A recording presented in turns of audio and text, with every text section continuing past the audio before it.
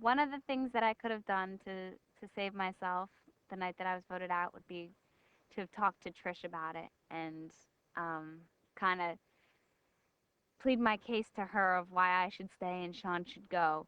But I didn't do that. And the reasoning is kind of just a pride thing. Why should I have to go and plead my case to Trish? Who is Trish to tell me that, okay, you can stay? But, I just didn't like that whole idea. I didn't like I don't know, nobody likes to be the underdog. Nobody likes to sit and beg. And I wasn't going to beg to her. It really comes down to who is she to to decide my fate of the game. And I know it may sound stupid because I may have been able to stay longer, but at the same time, it's just a personal thing. I just can't do it. So I talked to Rupert and John instead, who, both kind of seemed to feel the way that I felt. But I just, as far as I would never talk to Krista about it, just because she's nasty and not a fun person to talk to begin with. And I just don't like the idea of Trish being, the leader of everything. And she's she's kind of like the undercover leader. Nobody really knows it's her behind it, but it is.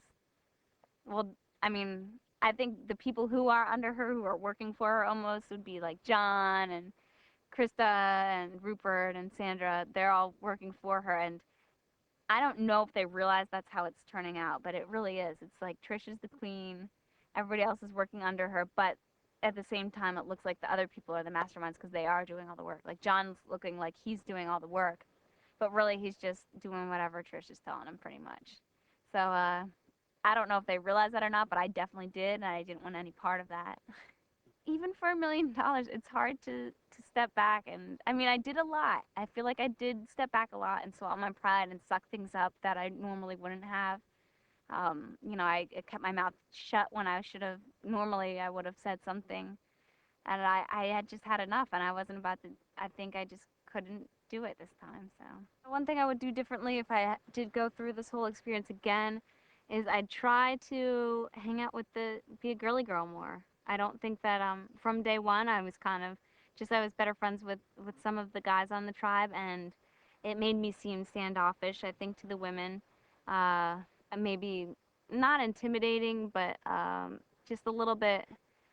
I think they wanted me to be more of a girly girl. They wanted me to go over and braid hair with them and, do all that stuff. And I just wasn't interested in that. And because of that, I kind of looked stuck up, I think. And a lot of times when they'd share their life stories, I would keep a lot of my stuff to myself. But that was part of my strategy. I didn't need anybody to know all my information.